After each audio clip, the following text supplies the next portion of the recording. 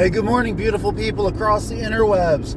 I'm doing we'll call it surprise video, mostly because everyone is freaking the heck out still again, and I guess I just want to talk about it, with how macroeconomics have really been playing a factor in the way that we think. And right now, the way that we're thinking is we are thinking that we're scared shitless about crypto. There's this whole fear and greed index that you can see.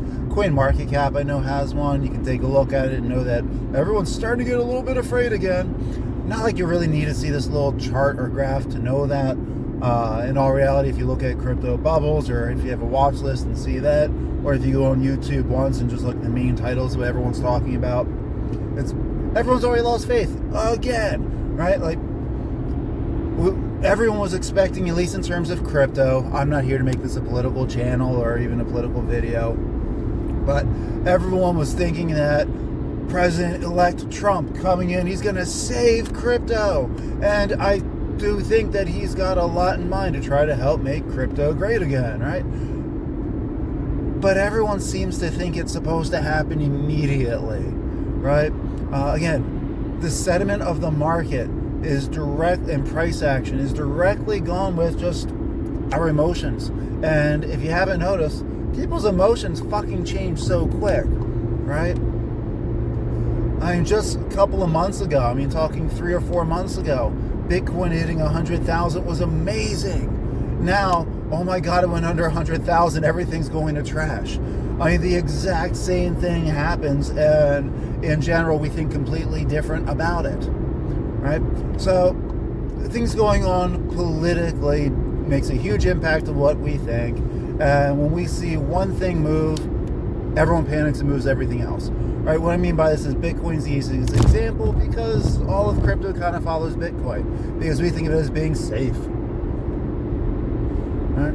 So, Bitcoin's been struggling a little bit, and if you're in altcoins, you know most of our altcoins have been struggling a little bit. We had the largest crypto altcoin drop this past weekend in the history of crypto of the decade or so that's been around. And I like to say that was the worst of it. It might be. It might not be. I will let you guys know, be prepared for it, right? Because when people get nervous about tariffs, or are we in a recession? Could there be a recession? Could there be tariffs sometime in the next 1 week to 2 years? Yeah, that long of a time gap still freaks people the hell out. It's just, what do we know, or what do we think we know right now? If we think something is good news, people are going to buy. If we think something is bad news, people are going to sell, right? So it really comes down to, if you're buying or selling, just make sure you know why you're doing it, right? So I still have absolutely no concern about there being an altcoin season. It might get pushed back a little further than I first expected.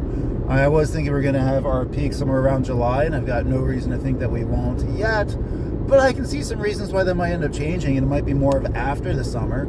So there's certain patterns, right, guys? Expect summer is usually red. We can come up with all the theories and rationales and reasonings behind it, but the standard pattern is, look at charts. It's typically down in the summer. So what we end up doing in March through July will kind of dictate how everything else goes with it. The message of today definitely isn't, hey guys, buy the dips, though. Never a bad idea if you have funds for it. But keep an eye on Bitcoin, because if Bitcoin drops down under 90,000, our altcoins are going to bleed more. Very likely, I would expect it to, if Bitcoin drops that far. I've heard a few people saying that they think that Bitcoin could retrace back down to in the 80,000 or under 80,000. And I have no idea, guys. I don't have a clue. If that does happen, it could be like an altcoin extinction event type of thing. And I'm not overly kidding about that one. If Bitcoin drops that much in the next couple of months, our altcoins are going to get slaughtered. So I am not buying. I've told myself a while ago, though I lied to myself once about it, but I'm not going to be buying any more crypto right now. I'm going to be putting a couple of bucks away every time, just in case there is a cataclysmic event with our altcoins. So that way I can jump in and just lower everything. If I don't have to, fine. I'm happy with the way my bags are set right now.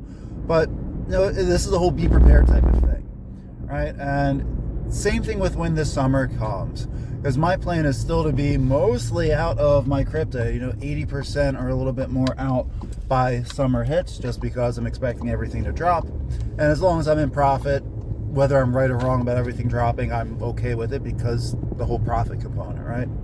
But I'm still going to keep having a little bit of money putting in on the side, so that way when large events or large dips, like presumably summer, or if Bitcoin decides to start walking off a cliff and watch all of our altcoins jump in front of it, fine, I'll be ready for it.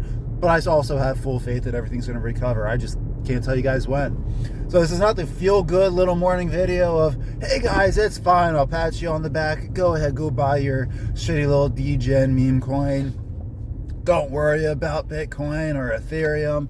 I mean, I definitely keep an eye on them, but, this is the be your own investor kind of concept. What do you plan on doing? What do you think is going to happen? Because you can listen to everybody on YouTube. You can listen to me, go listen to somebody else. If you listen to 4 different people, you can get 4 different opinions, right? So where the hell does that leave you, right? Make your own. Have a plan. I de-risked my portfolio a little bit late last week, right before the first big dip. Kind of glad I did. But now, to be honest, the more risky coins that I pulled out of to put into my larger caps, they're now looking a little juicier, I'll be honest. They went down quite a bit. That was just half dumb luck on my timing. I had no idea we were going to have a huge drop like that. I'm just glad that I de-risked a little bit. But now some of those micro caps that I got out of and a couple other ones are looking even better. I'm holding off because there's definitely a chance that things can go back down. But if you're looking for like safety plays in crypto, right? Obviously Bitcoin's always safe. I mean, even if it drops another $20,000, in all reality, on the long term of things, what does that matter, right? Follow big money. What are they doing? When I talk big money, I mean millions of dollars plus, right? We had a couple more states here in the US that have this last week filed to have a Bitcoin reserve. Okay? Again, states and governments are talking more about doing Bitcoin reserves. Crypto's not going anywhere. We're just always worried about the short term, right? What's happening right now? Oh my God, it's bad. I don't care if right now is bad. I'd prefer if it was better. But I'm here for the long term, or even really the short term. I just look at short term being the next couple of months, not the next couple of hours or days. And aside from Bitcoin, Ethereum. Okay, Ethereum got slashed pretty heavily. It saw go down to right the bottom of the 2000s. When I checked last, it was still under 2,500. And Ethereum doesn't look like that bad of a buy-in right now either. The whole Trump family's talking about, hey, it's a good time to buy Ethereum. Donald Trump, at least for the last couple of weeks, on more days than not, was buying a couple $1 million worth every day. And Ethereum's going down. Everyone's freaking out about it because they don't think it has a future. The people who are making the regulations for crypto are freaking buying Ethereum. So it really does come down to, we're all looking way too narrow focused. We're looking zoomed in at the right now and panicking, thinking that we're going to lose all of our money. Just because right now it looks like we've lost all of our money. It's the market, guys. This is crypto. It's not simple to hold into it. And honestly, me making these videos helps me out too. Right? It's not like I'm immune by any means to having my blood pressure raised when I look and realize my portfolio dropped down 15% from yesterday. And then I zoom out a week and realize, oh, that's in addition to another 22% that it dropped. Well, at least there's this 9% increase on this coin. Right? None of us are immune to these emotional shifts. But I haven't sold anything. Right? And I'm very happy and proud of this one because I'm going to be thrilled down the road. So, look at your guys' portfolio. Are you actually happy with it? Not are you scared, are you nervous, are you happy with the fact that it's been slashed in half? But when you look at your coins, are you happy with the coins that you have? Do you still have conviction in them? If not, do some research or ask yourself why you're in it and what are you going to do about it? Selling probably isn't the right answer, in my opinion. Again, not financial advice. We have different situations. Maybe it is the best option for you. I don't know. But make sure you're not missing out. Don't FOMO in. Don't fear your way out. Make logical decisions, or at least as logical as you can, because this is an emotional market, but emotion gets us wrecked. Okay, guys, I have no idea what the hell I'm going to title this video, but if you don't have faith in our political leaders, that's fine. You don't need to, right? Realize everything you bought was your choice, so have faith in your own choices, because if you can't do that, you're kind of fucked for life in general, right? Everybody, there's your feel-good message for the day. Be well, do great. Talk to you guys soon.